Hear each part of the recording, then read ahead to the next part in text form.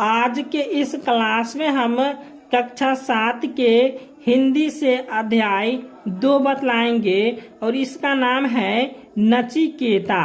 तो इस अध्याय के हम ठीक है सभी प्रश्न और उत्तर को बतलाएंगे। आप लोग वीडियो को शुरू से लेके अंत तक देखिए और चैनल पे नए तो चैनल को सब्सक्राइब करके घंटी को बजा दीजिए। तो यहाँ पे नचिकेता है, यह किस विद्या की रचना? तो ये हो जाएगा कहानी। ठीक है, नचिकेता क्या है? कहानी है और इसके रचनाकार है कंठोपनिषद से। तो इसके रचनाकार कौन है? कंठोपनिषद। ठीक है, तो इसके लेखक कौन हो जाएगा? कंठोपनिषद से। चलिए इसका प्रश्न देख लेते हैं। यहाँ पे देख लीजिए लिखा हुआ है नचिकेता। तो इसका प्रश्न हम देख लेते हैं। तो यहाँ पे देख लीजिए आपका पाठ से प्रश्न है 1 से लेके 7 तक। उसके बाद है पाठ से आगे का प्रश्न है आपका, पाठ से आगे का प्रश्न, उनके बाद है व्याकरण से प्रश्न। ठीक है, तो इन सभी प्रश्न को हम बतलाएंगे। चलिए अब प्रश्न को देखते हैं। तो यहाँ पे पाठ से प्रश्न दिया हुआ पहला, नचिकेता कौन था? तो नचिकेता कौन था? तो नचिकेता महर्षि बाजसर्वा का एकलौता पुत्र था। चलिए दूसरा प्रश्न देखते हैं। तो दूसरा प्रश्न है, नचिकेता क्यों दुखी हुआ? उसने अपने पिताजी से क्या कहा? तो इसका उत्तर हम लिखेंगे कि नचिकेता पिताजी को लोभवश बूढ़ी गाय दान देते देखकर दुखी हुआ। उसने पिताजी से कहा, पिताश्री आपने तो इस महायज्ञ में अपना सर्वस्व दान में देने का निश्चय किया था, लेकिन आपने अपने प्रिय वस्तु को नहीं देकर बूढ़ी और दूध नहीं देने वाली गाय क्यों दान कर रहे हैं? ठीक है, इसलिए जो है नचिकेता दुखी हो गया।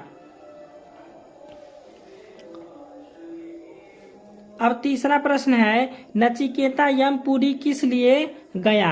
तो नचिकेता यमपुरी किस लिए गया था? लिखेंगे हम कि पिता की आज्ञा पालन करने हेतु नचिकेता यमपुरी गया, क्योंकि उसके पिता बाजसर्वा ने यज्ञ के दान में यमराज को नचिकेता का दान बोल दिया था।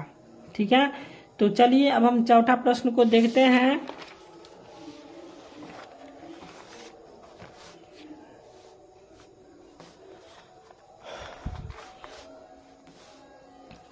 तो चौथा प्रश्न है, नचिकेता को यमपुरी के मुख्य द्वार पर क्यों रुकना पड़ा? तो नचिकेता को यमपुरी के द्वार पर क्यों रुकना पड़ा था? तो हम लिखेंगे यमपुरी से यमराज बाहर गए थे, अतः उनके आने की प्रतीक्षा में नचिकेता को मुख्य द्वार पर ही रुकना पड़ा। अब पांचवा प्रश्न है, नचिकेता ने पहला वरदान क्या मांगा? तो नचिकेता ने पहला वरदान जो है सो पिता के क्रोध को शांति होने का वरदान मांगा। इसके बाद 6 नंबर प्रश्न है, नचिकेता ने दूसरा और तीसरा वर क्या मांगा? ठीक है, तो नचिकेता ने दूसरा और तीसरा बार जो है सो क्या मांगा? तो इसका उत्तर हम लिखेंगे कि नचिकेता ने दूसरा वरदान में जो है सो अभय देने वाली विद्या मांगा तथा तीसरा वरदान में आत्मा के रहस्य बताने को कहा। इसके बाद 7वां प्रश्न है, किसने किससे कहा? तो 7 का कॉम है, मृत्यु के मुख में पहुंचकर कोई नहीं लौटा वत्स। तो ये किसने वो कहा? तो बाजसर्वा ने नचिकेता से कहा।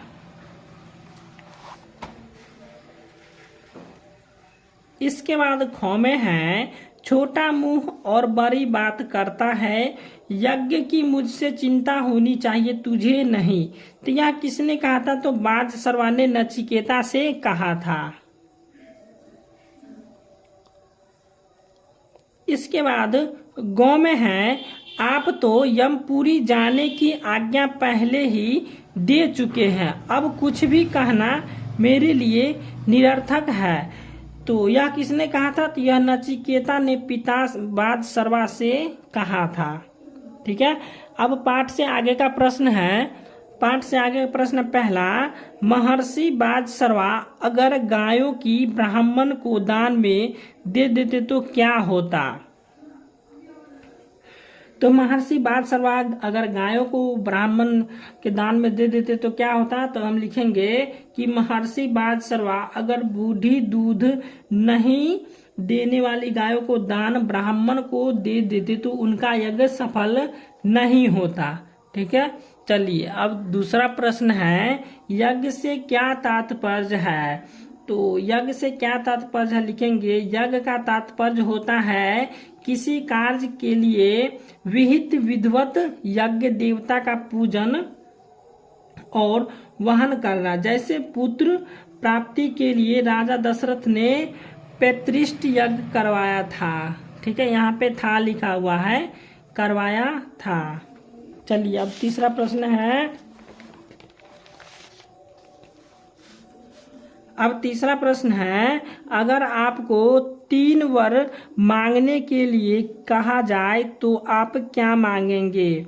तो हम लिखेंगे अगर हमें 3 वर मांगने के लिए कहा जाए तो मैं निम्नलिखित वरदान मांगूंगा। यहाँ पे वर लिखा हुआ है लेकिन वरदान होगा। ठीक है, तो यहाँ पे क में है सद, विद्या प्रदान करे। उसके बाद ख में मांगेंगे सदैव निरोग रहे। उसके बाद ग में मांगेंगे अपने कर्तव्य पथ पर बढ़ते रहे। ठीक है, तो ये तीनों वरदान मांगना चाहिए।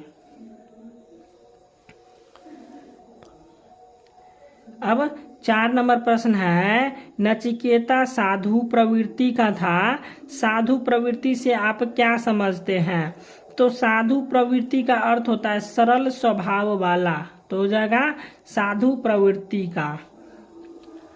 अब व्याकरण से प्रश्न है, पहला प्रश्न है पर्यायवाची शब्द लिखिए। जैसे यहाँ पे क में है पुत्र, तो पुत्र का हो जाएगा वत्स्य बेटा और तन्य। उसके बाद ख में हो जाएगा पिता का पर्यायवाची हो जाएगा बाप जनक जन्म दाता। उसके बाद ग में है यमराज, तो यमराज का हो जाएगा पीतपति यमपति। उसके बाद हो जाएगा दक्षिण, उसके बाद हो जाएगा दक्षिण दिग्पति। ठीक है, यहाँ पे दक्षिण दिग्पति लिखा हुआ है।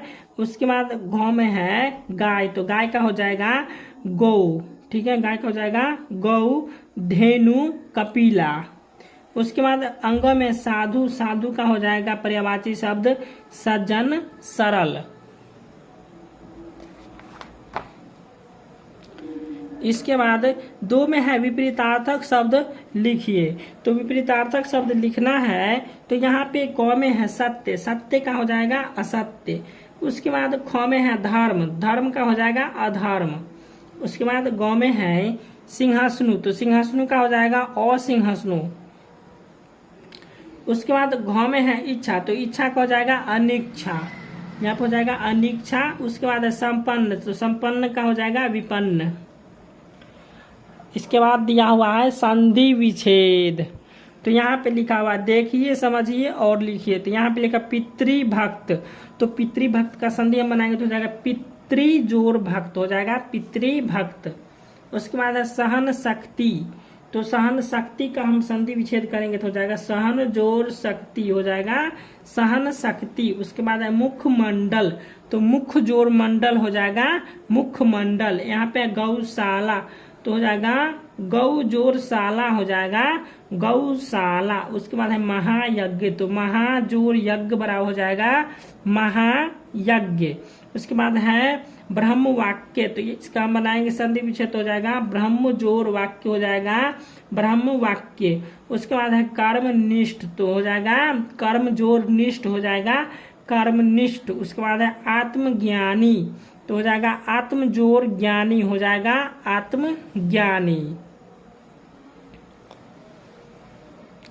इसके बाद है 4 में अनेक शब्दों के लिए एक शब्द लिखिए। तो क में है जो पिता की भक्ति करता हो उसे हम क्या कहते हैं पितृभक्त कहते हैं।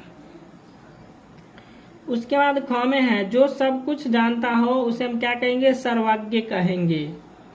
उसके बाद गौ में है जिसने आत्मा का रहस्य जान लिया हो, उसे हम क्या कहेंगे, आत्मज्ञानी बोलेंगे। उसके बाद घौ में है जिसने दृढ़ निश्चय कर लिया हो, उसे हम क्या बोलेंगे, दृढ़ निश्चयी बोलेंगे।